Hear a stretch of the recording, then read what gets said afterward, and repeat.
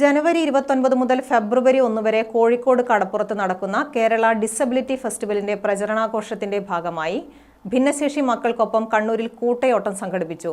കണ്ണൂർ പഴയ ബസ് സ്റ്റാൻഡിൽ Kannur corporation mayor advocate P. Indira flag ചെയ്തു. കൂട്ടയോട്ടം കാൾടെക്സിൽ സമാപിച്ചു. അവർക്ക് വേണ്ടുന്ന സഹായം അവരോടൊപ്പം ഞങ്ങളുമുണ്ട് എന്നുള്ള ഒരു പ്രഖ്യാപനവുമായിട്ടാണ് ഇവിടെ വിവിധ സംഘടനകൾ ഈ പരിപാടിയുടെ ഭാഗമായി ഇവിടെ എത്തിച്ചേർന്നിട്ടുള്ളത്.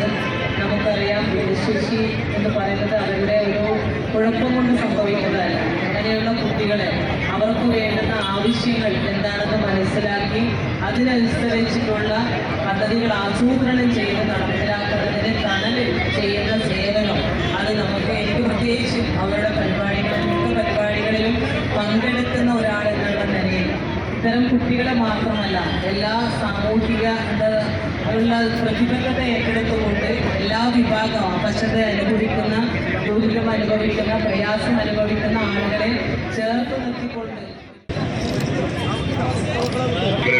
കണ്ണൂർ കോഴിക്കോട് ബീച്ചിൽ വെച്ച് നടക്കുന്ന ഡിസബിലിറ്റി ഫെസ്റ്റിന്റെ പ്രചരണാർത്ഥമുള്ള കൂട്ടയോട്ടമാണ്.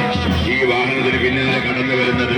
നിങ്ങൾ അതിൽ പങ്കുചേരണമെന്നാലും അഡ്വക്കേറ്റ് പി. ഇന്ദിര അവർ ഉദ്ഘാടനം ചെയ്ത കൂട്ടയോട്ടം ഇതാ ഈ വാഹനത്തിൽ തൊട്ട് പിന്നാലെ കടന്നു വരികയാണ്.